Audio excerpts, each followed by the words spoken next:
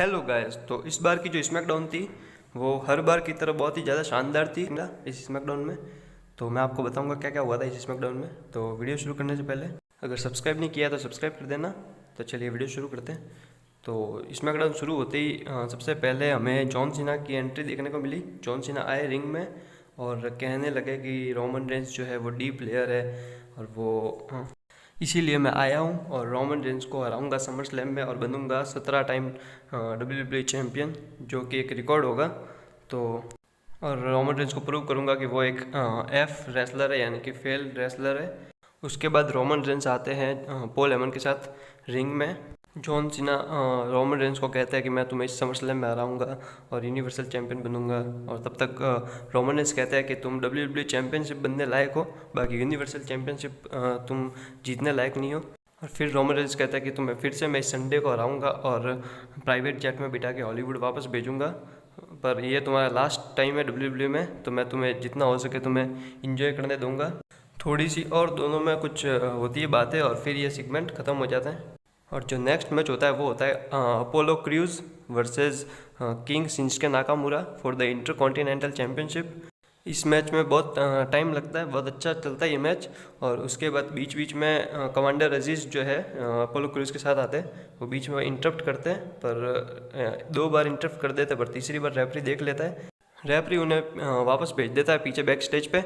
और फिर कुछ देर बाद शिंसुके नाकामुरा किनशासा देकर जीत जाते हैं और जीत लेते हैं इंटर कॉन्टिनेंटल चैंपियनशिप। फिर अगला मैच होता है street profit versus alpha academy, जिसको स्ट्रीट प्रॉफिट कुछ देर में जीत जाती है। और फिर हमें बैक स्टेज पे सेथ रोलिंस दिखते हैं प्रोडक्शन ट्रक में और वर्कर्स को डांटते हैं। और सेथ रोलिंस कुछ देर बाद रिंग में दिखते हैं और वो बोलते हैं कि आज एज नहीं आने वाली स्मैकडाउन में, मैंने सुना है। तो लोग बू करते हैं और बोलते हैं कि वी वांट एज। और सेथ रोलिंस बोलते हैं मैं भी चाहता हूँ कि एज आए, बाकी वो आज नहीं आने वाले। और सेथ रोलिंस कहते हैं कि एज लाइट यहाँ पर है। और फिर सेथ रोलिंस बोलता है कि भले तुम मुझे एज से कंपेयर करो, पर सबको पता है कि एज से ज़्यादा अपने कैरियर में सक्सेस मैं हूँ। मैंने बहुत ज़्यादा बड़ी बड़ी चीज़ें की इस रिंग में। फिर सेथ रोलिंस बिग स्क्रीन पे दिखाता है कि एज ने क्या क्या किया है WWE में। और फिर अपने कुछ पल दिखाते हैं जो उन्होंने WWE में किए, और वो दिखाते हैं कि वो एज की जैसी चीज़ें उन्होंने भी की हुई है, रॉयल रंबल जीता है, money in the bank cash in किया है वगैरह। और फिर सेथ रोलिंस बताते हैं कि 2014 में उन्होंने एज को क्रब स्टंप जो है इनकी फिनिशर स्टंप वो दी थी। और फिर कुछ देर और कुछ बोलते हैं और फिर ये सेगमेंट खत्म हो जाता है। एज नहीं आते इस सेगमेंट में। फिर अगला मैच होता है द मिस्टेरियोज वर्सेस रॉबर्ट रूड और डॉल्फ जिगलर। ये मैच कुछ ही देर में द मिस्टेरियोस जीत जाते हैं। और फिर बिग स्क्रीन पे यूसोस दिखते हैं और वो संडे को होने वाले टैग टीम मैच के लिए उनको वार्न करते हैं द मिस्टेरियोस को। और फिर बैरन कॉर्बिन की जो स्टोरी चल रही है बैंकरप्ट वाली वो आती है और बैरन कॉर्बिन बोलता है ये मेरा लास्ट चांस है, आज मैं लास्ट बार किसी से हेल्प मांगूंगा अपने फंड के लिए। और फिर वो रिंग में आते हैं और उनके वो कहता है कि क्रेडिट कार्ड वगैरह से मैं उनका काम इजी कर दूंगा सेंड करने में। तब तक केविन ओवेंस आते हैं और केविन ओवेंस आके उनसे कहते हैं कि ये भीख मांगना बंद करो। तो बैरन कॉर्बिन कहता है कि मुझे जब तक $1000 नहीं मिल जाते मैं ये रिंग छोड़ के नहीं जाऊंगा। और केविन ओवेंस कहते हैं तो तुम्हें मुझे हराना पड़ेगा $1000 के लिए। और फिर लड़ाई शुरू होती है, बहुत ही शानदार फाइट चलती है दोनों के बीच में। और फाइनली केविन ओवेंस वापस से जीत जाते हैं और बैरन कॉर्बिन का सपना ही रह जाता है। बैक स्टेज पे फिर बैरन कॉर्बिन जाते हैं उदास होके, तो उनसे इंटरव्यू में पूछते हैं कि अब क्या करोगे आगे। तो वो कुछ बोलने ही वाले होते हैं, तब तक उनको कुछ दिखता है और वो जल्दी से वहाँ भागते हैं। और वो बिगी को देख के बिगी का मनी इन द बैंक लेके भाग जाते हैं।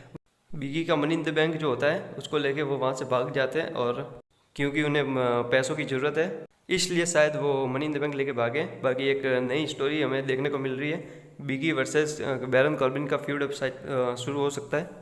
और हो सकता है कि इसमें बिगी को अपना मनी इन द बैंक भी लाइन पे लगाना पड़े, मतलब कि मनी इन द बैंक के लिए भी लड़ाई हो सकती है दोनों के बीच में। और जो आज की स्मैकडाउन का मेन इवेंट होता है वो होता है कॉन्ट्रैक्ट साइनिंग वुमेंस चैंपियनशिप के लिए समर स्लैम में जो होने वाला है। तो Sasha banks versus Bianca Blair जो होने वाला है उसके लिए कॉन्ट्रैक्ट साइनिंग होती है।